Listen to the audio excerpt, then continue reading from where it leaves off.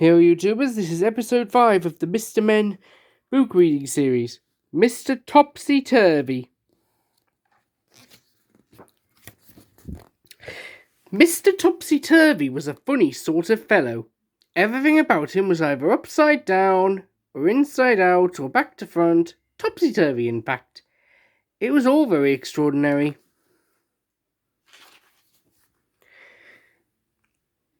To give you some idea of how topsy-turvy Mr. Topsy-Turvy was, you ought to see his house.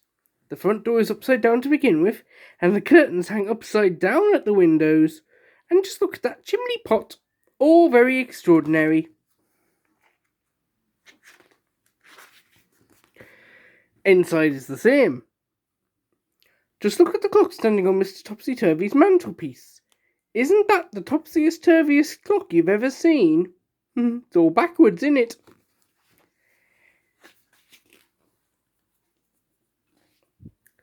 And just look at the way Mr. Topsy-Turvy reads a book. Not only does he read it upside down, but he starts to read it at the back page. And just look where Mr. Topsy-Turvy puts the stamp when he sends a letter to somebody. Have you ever seen anything like it? I haven't. Well, sometimes.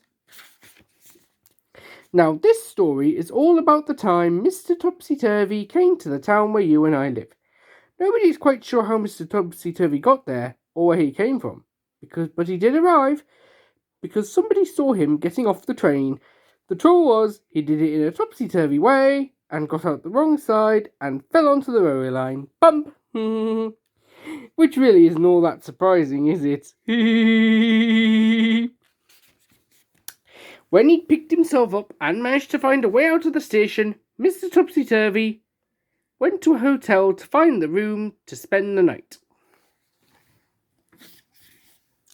The hotel manager tried not to smile when he saw Mr. Topsy-Turvy walk into his hotel carrying his suitcase upside down and with his topsy-turvy hat on his head. "Good afternoon, sir," he said. "Can I help you?" Now, sometimes, something you didn't know about Mr. Topsy-Turvy is the way he speaks. You see, he sometimes gets things the wrong way round, as you will see now.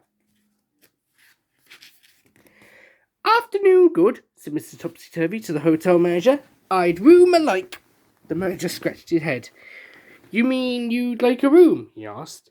"Please, yes," replied Mr. Topsy-Turvy.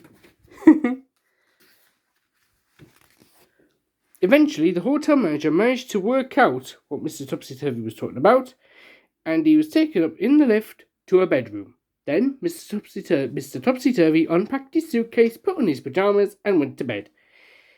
He was rather tired after travelling from wherever he'd come from, wherever it was.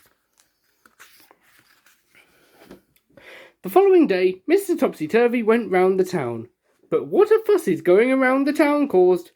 He took a taxi from the hotel, but he so confused the taxi driver telling him where to go, the poor man drove straight into a traffic light. "Oh dear," said Mr. Topsy-Turvy, "I am sorry very." That's funny, isn't it? Then he went into a big department store in the middle of the town. He walked up to one of the counters. "I'd like a sock of pears," he said to the lady behind the counter. "You mean a pair of socks?" she smiled, and she showed him a pair of bright red socks. Mr. Topsy-Turvy put them on his hands. That's silly, innit?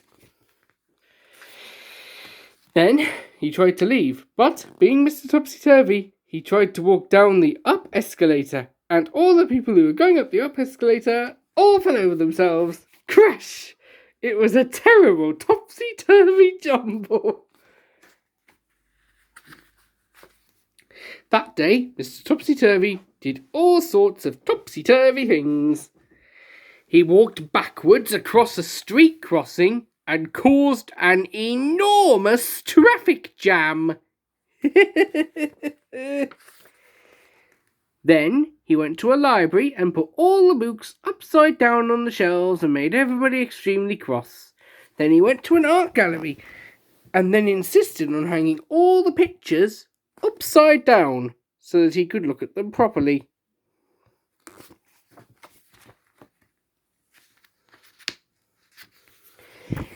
And then, after Mr. Topsy-Turvy had been in town for just one day, he disappeared. Bing! Nobody knew how he went or where he went, but he certainly went because he wasn't there anymore. The whole town breathed a sigh of relief. But, wait for it. What the town discovered, even though Mr. Topsy-Turvy had left, was that everything was still topsy-turvy. For example, read all it's about, shouted the newspaper sellers instead of shouting, read all about it. News is the here, said the television newsreader, instead of saying, here is the news. Morning good, people started saying to each other when they met in the street. Do you how? And instead of how do you do? Everyone was talking topsy-turvy. Weird. Can you think of something to say that's topsy-turvy? Go on, try. Can't you bet I?